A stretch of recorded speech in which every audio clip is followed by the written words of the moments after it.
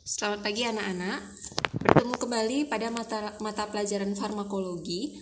Jadi hari ini saya akan membahas tentang imunomodulator. Nah, apa itu imunomodulator?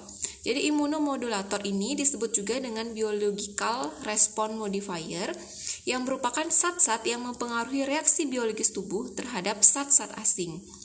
Nah, jadi fungsi sistem imun kita itu bisa distimulasi atau istilahnya adalah imunostimulasi atau imunostimulator, dan bisa juga disupresi atau istilahnya adalah imunosupresi atau imunosupresan. Nah, apa itu imunostimulasi atau imunostimulator? Jadi imunostimulator itu secara tidak langsung dia berkhasiat melakukan reaktivasi imun yang rendah dengan meningkatkan respon imun non-spesifik, antara lain dengan memperbanyak limfosit, sel NK dan makrofag, juga pelepasan interferon dan interleukin. Nah, di pertemuan sebelumnya, anak-anak sudah mencari fungsi apa itu sel NK, makrofag, interferon, interleukin. Mudah-mudahan anak-anak masih ingat ya. Nah, zat-zat imunomodulator yang kini banyak digunakan itu adalah vaksin BCG, kemudian ada limfokin atau interleukin dan interferon, kemudian ada levamisol. Nah, kalau yang berasal dari alam itu contohnya adalah echinacea, kemudian ginseng, ada bawang putih juga. Nah, kita akan bahas. Yang pertama adalah vaksin BCG.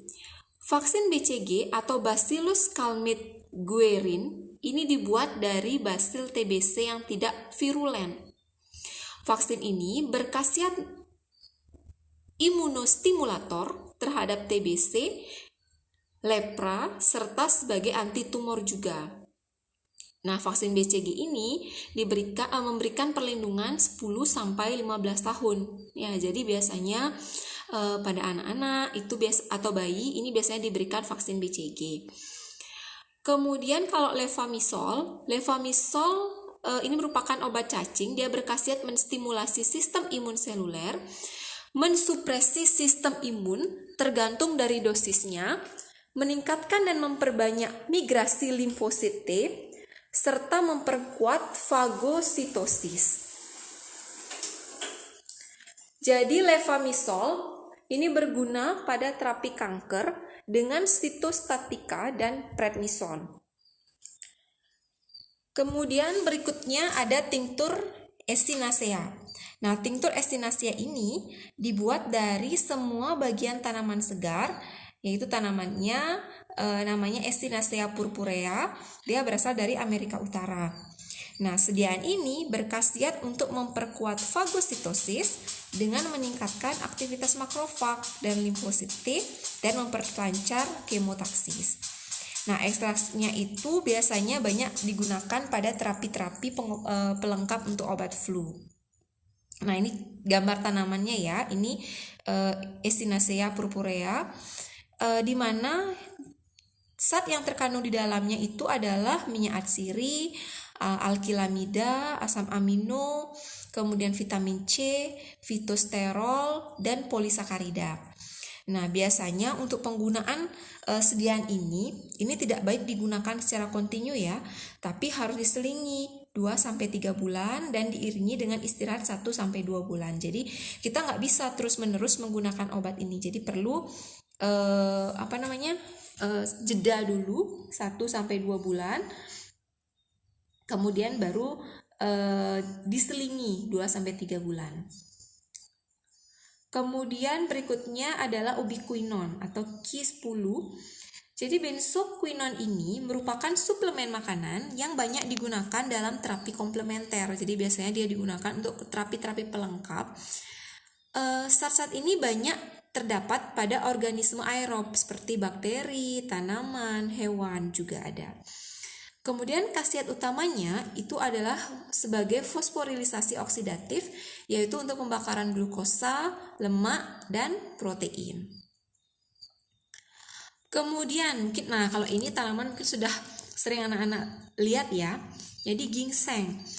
Ginseng ini berasal dari akar tanaman Panax ginseng Dia banyak mengandung minyak atsiri, kemudian zat pahit, vitamin B1, B2, dan B10. Jadi gambarnya seperti ini ya. Kemudian zat-zat ginsenosida ini bertanggung jawab untuk khasiat adaptogennya.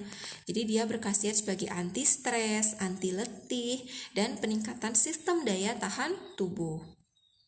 Kalau di Cina itu banyak sekali ya dimanfaatkan ginseng ini untuk sebagai obat herbal yang digunakan untuk meningkatkan daya tahan tubuh. Nah, itu dia tadi imunostimulator. Jadi obat-obat yang kita gunakan untuk merangsang aktivasi dari sistem imun kita. Jadi ada tadi ginseng, kemudian tinctur Echinacea, kemudian ada levamisol. Nah, itu adalah contoh-contoh dari imunostimulator. Nah, kemudian kita akan bahas tentang imunosupresi atau imunosupresan. Nah, ini adalah lawannya dari imunostimulator. Kalau modulator itu dia mengaktifkan sistem imun, merangsang kerja sistem imun. Tapi kalau imunosupresi ini bekerja dengan menghambat transkripsi dari sitokin sehingga mata rantai yang terpenting dari sistem imun itu diperlemah. Jadi dia bekerjanya dengan menekan aktivitas sistem imun dengan jalan interaksi di berbagai titik dari sistem tersebut. Jadi kalau imunostimulator itu merangsang kerja sistem imun, kalau imunosupresi dia memperlemah kerja sistem imun. Loh, untuk apa Bu sistem imun diperlemah? Nah, imunosupresan ini biasanya digunakan untuk mencegah reaksi penolakan setelah transplantasi organ, karena tubuh itu membentuk antibodi terhadap sel-sel asing yang diterima. Jadi biasanya kalau ada orang-orang yang atau pasien yang melakukan transplantasi organ, misalnya transplantasi paru-paru, jantung, ginjal, atau organ-organ lain, biasanya kita berikan dulu imunosupresan. Fungsinya itu untuk mencegah penolakan tubuh kita terhadap sel-sel baru yang masuk di dalam tubuh. Nah, imunosupresan ini juga sering digunakan untuk menekan aktivitas penyakit autoimun. Jadi kalau kalian tahu atau pernah mendengar penyakit autoimun itu aktivitas sistem imunnya itu terlalu berlebihan. Jadi sel yang bukan sebenarnya sel asing itu juga diserang. Nah, biasanya pada penyakit rematik atau radang usus atau Crohn ini diberikan kortikosteroid atau methotrexate. Ini juga sering digunakan imunosupresan. Nah, untuk imunosupresi ini contohnya adalah siklosporin, tacrolimus, kortikosteroid, thalidomid, dan sulfasalasin. Kita bahas ya. Nah, siklosporin jadi endoseptida ini diperoleh dari jamur yang namanya Tolypocladium inflatum. Jadi gambarnya seperti ini ya. Nah, siklosporin ini berkhasiat imunosupresan dengan jalan menghambat secara spesifik respon imun seluler. Nah, jadi sehingga sistem imunnya menjadi melemah. Nah, siklosporin ini bisa dikombinasikan dengan kortikosteroid atau imunosupresan lain dengan maksud mengurangi nefrotoksisitasnya. Jadi kita kombinasikan juga dengan kortikosteroid jadi untuk mengurangi efek samping nefrotoksiknya. Nah, siklosporin ini biasanya kita gunakan pada pasien-pasien yang melakukan transplantasi hati, paru-paru, dan ginjal. Jadi seperti yang tadi saya sudah jelaskan, untuk pasien-pasien yang mengalami transplantasi, kita perlu lemahkan dulu sistem imunnya untuk mencegah penolakan terhadap sel-sel baru yang kita masukkan di dalam tubuh. Kemudian berikutnya adalah tacrolimus.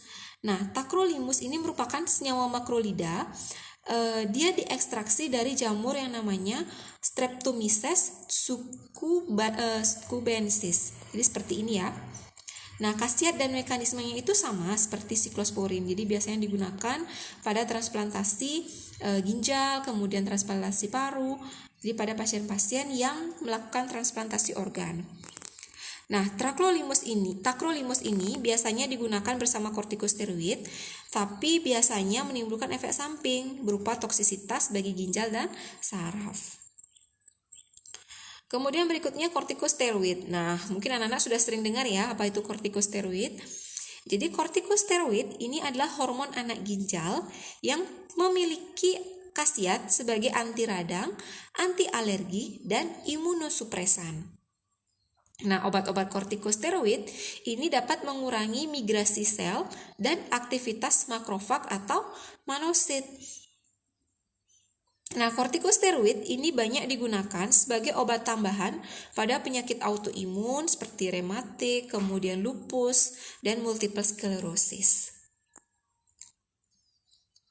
Oke, imunosupresan berikutnya ada thalidomid. Nah, thalidomid ini merupakan obat tidur yang bersifat teratogenik atau menyebabkan cacat pada bayi yang akan dilahirkan, sehingga ditarik dia dari peredaran. Nah, tapi di tahun 1990-an, thalidomid ini mulai digunakan kembali. Dia digunakan untuk menekan reaksi lepra dengan persyaratan yang sangat ketat. Jadi penggunaannya itu sangat diawasi ya oleh Badan Pengawas Obat dan Makanan. Jadi thalidomid ini mulai bisa digunakan kembali. Kemudian berikutnya adalah sulfasalisin. Sulfasalisin ini adalah persenyawaan sulfapiridin yang mempengaruhi fungsi limfosit. Nah, zat-zat ini kita biasanya gunakan pada penyakit-penyakit kronis seperti pada penyakit Crohn, kolitis, dan rematik. Oke, itu tadi ya untuk imunosupresan. Jadi imunosupresan itu ada di beberapa contohnya. Seperti tadi thalidomid, kemudian sulfasalisin, kemudian ada kortikosteroid, kemudian tacrolimus. Itu merupakan contoh-contoh dari imunosupresan. Oke, mudah-mudahan bisa dipahami ya. Jadi sistem imun kita itu bisa distimulasi atau istilahnya adalah imunostimulator, atau kita juga bisa tekan dengan menggunakan imunosupresan. Oke, berikutnya kita lanjutkan membahas tentang sera atau serum.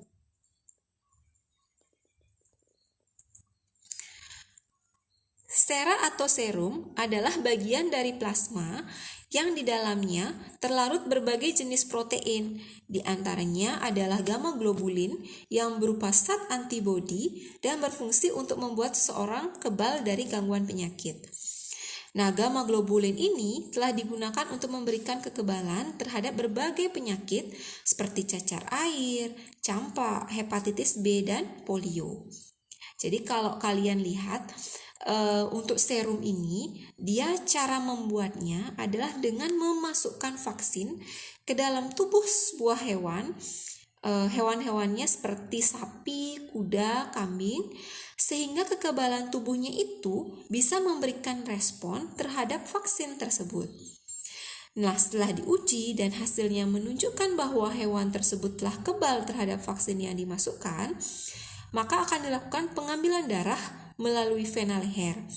Nah, dari darah yang diambil, kemudian akan dipisahkan antara plasma dengan sel-sel darahnya dan protein darahnya. Kemudian plasma darah itu kemudian dimurnikan menjadi serum. Nah, itu ya untuk proses pembuatan serum. Nah, mungkin ada yang masih bingung.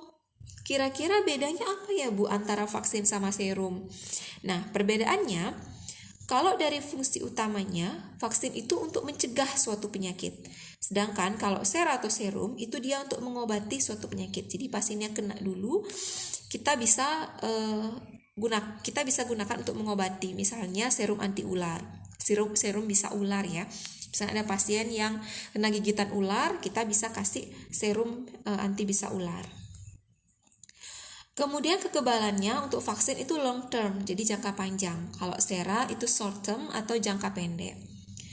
Nah, kalau sumbernya, vaksin ini sumbernya dari mikroorganisme yang dilemahkan. Sedangkan sera itu berasal dari serum hewan atau manusia. Jadi seperti saya tadi jelaskan ya, dari plasma darah yang dimurnikan. Kemudian untuk vaksin, dia merupakan jenis imunisasi aktif. Kalau sera, dia imunisasi pasif. Nah, ini contoh-contoh dari serum seperti serum anti bisa ular, ini dari plasma kuda ya.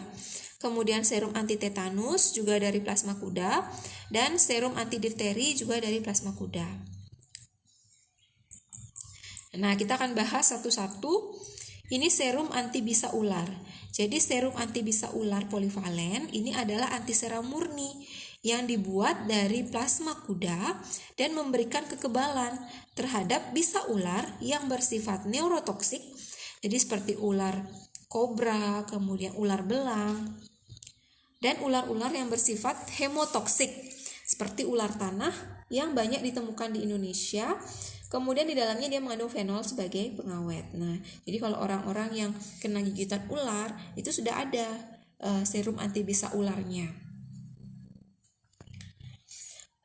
Ada beberapa hal yang diperhatikan ketika menyimpan serum.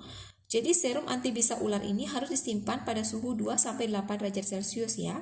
Kemudian tidak boleh dibekukan dan masa kadaluarsanya itu adalah 2 tahun. Nah, kemudian berikutnya adalah serum anti tetanus. Jadi saya yakin anak-anak juga sudah sering dengar ya penyakit tetanus. Jadi kalau misalnya biasanya terjadi pada pada pasien-pasien yang mengalami luka, kemudian lukanya itu terinfeksi oleh Clostridium tetani, itu biasanya menyebabkan tetanus. Nah, serum anti tetanus ini adalah antisera yang dibuat dari plasma kuda yang dikebalkan terhadap tetanus serta mengandung fenol sebagai pengawet dan dia berupa cairan kekuningan. Nah, serum anti tetanus ini digunakan untuk pencegahan tetanus pada luka yang terkontaminasi dengan tanah, debu jalan, atau bahan lain yang menyebabkan infeksi Clostridium tetani pada orang yang belum diimunisasi lengkap dengan vaksin tetanus. Jadi perlu diperhatikan, kalian jangan menyepelekan ketika misalnya kalian luka. Pastikan luka itu sudah bersih ya, dibersihkan, kemudian diobati sehingga tidak menyebabkan infeksi, terutama pada luka-luka yang ditimbulkan misalnya kalian kena paku yang berkarat, nah yang memungkinkan infeksi Clostridium tetani. Nah, ini biasanya gejalanya ya, kalau orang mengalami tetanus biasanya dia demam, kemudian adanya peningkatan tekanan darah, kemudian ada kejang otot, kemudian ada merasa kesulitan menelan, kemudian keringat berlebih, dan kemudian kaku atau kejang pada mulut. Jadi biasanya susah berbicara, kaku pada mulut. Nah, itu merupakan gejala-gejala dari tetanus. Jadi perlu berhati-hati ketika kalian misalnya sudah luka, kemudian mulai demam. Nah, itu perlu diperhatikan dan segera dibawa ke sarana pelayanan kesehatan. Nah, sama seperti serum anti ular, untuk serum anti tetanus ini juga perlu disimpan pada suhu 2-8 derajat Celcius, kemudian tidak boleh dibekukan dan masa kadaluarsanya 2 tahun. Berikutnya adalah serum anti difteri. Nah, serum anti difteri 20.000 internal unit ini adalah antisera murni yang dibuat dari plasma kuda yang dikebalkan terhadap kuman difteri serta mengandung fenol sebagai pengawet dan berupa cairan bening kekuningan.